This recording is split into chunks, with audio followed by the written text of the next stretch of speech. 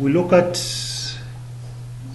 IS 37, provisions, contingent liabilities and contingent assets. This is one of the most popular standards which rarely misses in most accounting exams.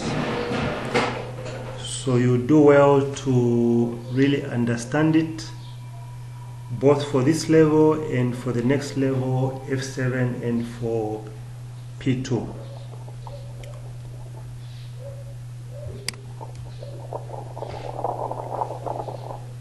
Before this standard was introduced, there was very little guidance on when a provision was supposed to be made.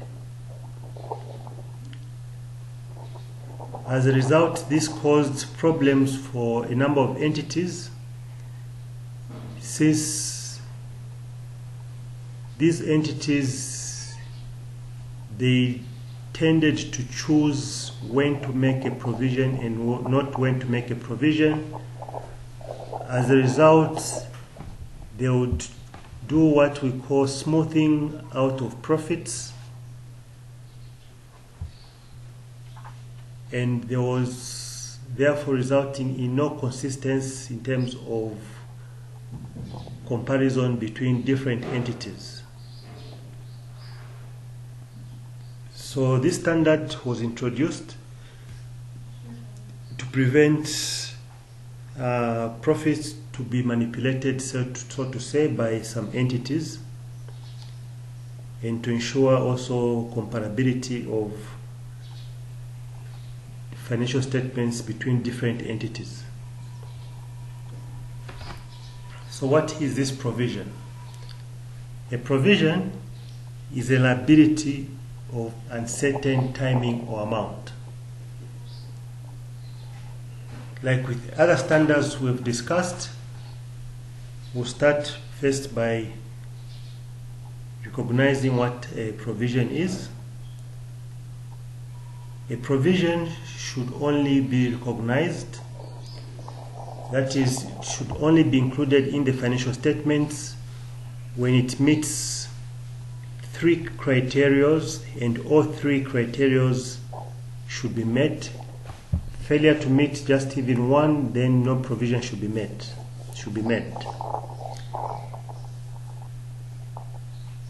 The first condition is that an entity has a present obligation. This obligation can either be legal or constructive as a result of a past event.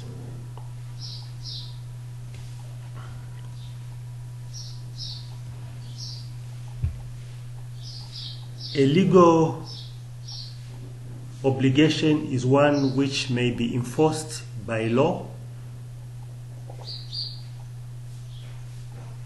A constructive obligation arises from the actions of somebody.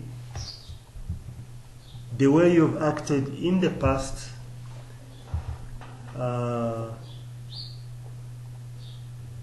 you've created an expectation in other people or in other entities that you're going to act in a similar manner. That is known as a constructive obligation. The second is, it is probable that an outflow of economic resources will be required to settle the obligation. Then the third condition is that a reliable estimate can be made of the amount of the obligation. Again, like stated, all three conditions must be met. Failure to meet any of these conditions, then we do not make a provision. So to illustrate, suppose you're a company and you sell lawn mowers and you offer a 1-year warranty on all models.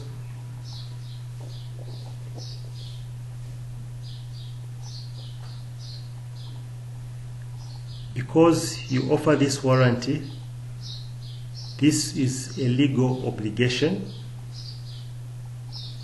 because it can be enforced by law. So once you make that sale on which there is a warrant, you need to make a provision for that 1 year until the 1 year has elapsed. That's when you can write off that warranty in case it is not utilized. To illustrate with a constructive obligation, we use the same illustration. Now in this sale, you do not offer any warrants. However, just out of customer goodwill and to maintain your good reputation, if a customer buys the lawnmower and brings it back with a fault within a specified period of time, you either fix it or replace it at no cost. Not that you're obliged to do that. You can either refuse, but you are just doing it because of trying to maintain a good reputation or a customer relation. So you've created a constructive obligation. Therefore, you need to make a provision for the probable cost of the repairs.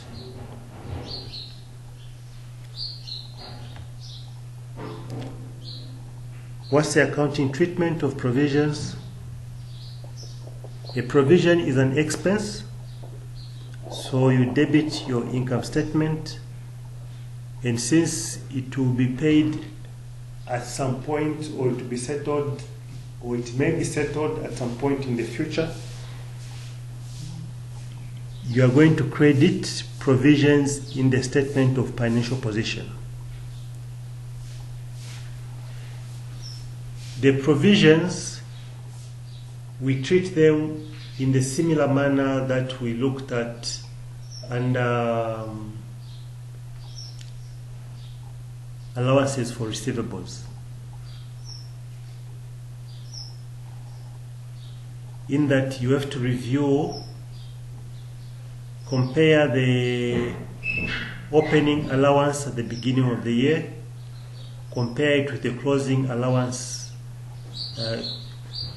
Now in this case, the opening provision and the closing provision, to determine whether the provision should increase or decrease.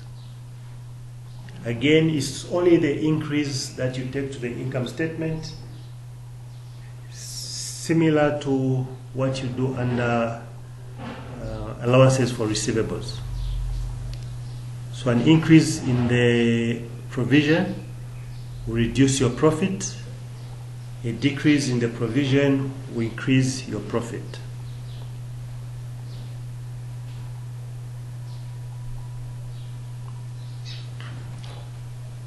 So when you increase the provision, so you're going to increase by the difference in the closing amount less the opening provision.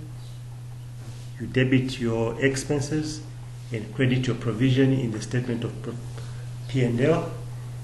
To decrease the provision, again, the differences between the opening and the closing, you are going to debit the provision to reverse it out of P&L and credit, to reverse it out of the statement of financial position, and then you credit your income statement.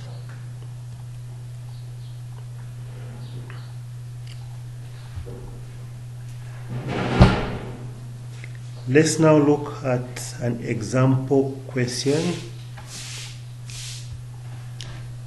Done. Okay, so you've got this company, Grasco, which is reviewing its warrant obligations. we are told that if a minor repair was required, this would cost 1 million, whereas if major repairs were required, this would cost 6 million. Grassco expects that 75% of lawnmowers will have no faults, 20% will need minor repairs, and 5% major repairs. What provision should be made in 20X7 and what accounting entries is needed to record the provision? So where you are given percentages, we use probabilities. So in this case,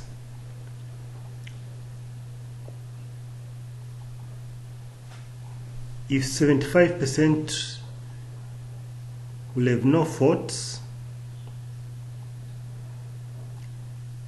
it means 25% will have faults. Is that correct?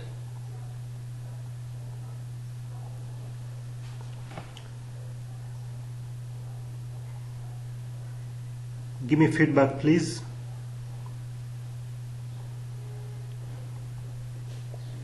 I think we've met probabilities at some point. If we've forgotten the theory on probabilities, this will be a good time to revise because you certainly meet them in the exams. Probabilities are out of 100, so they may not give you the whole combination to give you 100. They'll give you one leg, then you have to find the other one by subtracting from 100. So I told GCO expects that 75% of lawnmowers will have no faults.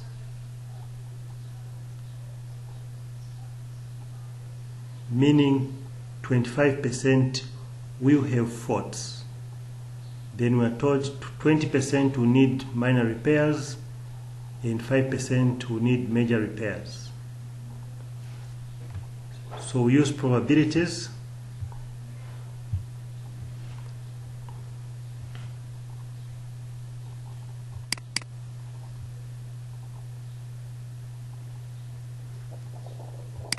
So we need to make provisions. So 20% times 1 million for the minor repairs and 5% times 6 million for the major repairs. So our provision will be 0.5 million. A provision is an expense, so we debit our warranty cost expenses 0.5, credit the provision in the statement of financial position 0.5. Then we move to the second year.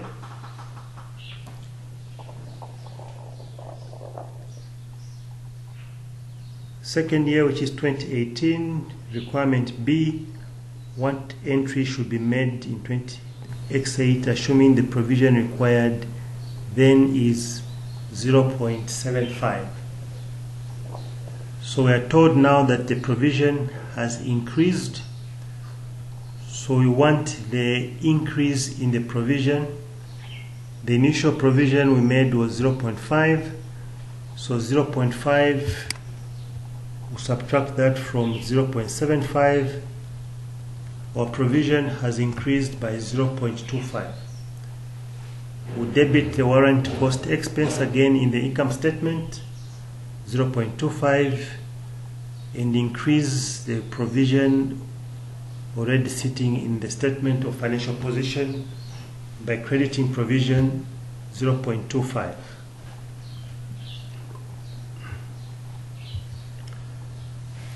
In the third year, which is 20X9, we now assume that the provision has reduced to 0.3 million. So we want the difference. The provision currently is standing at 0.75 in the statement of financial position. So the decrease will be 0.75 minus 0.3 to give us a decrease of 0.45. So since the provision has decreased, we reduce the provision sitting in the statement of financial position by debiting the provision 0.45 and crediting the warrant cost expense in the income statement 0.45. So that's how we treat provisions. Any question before we progress?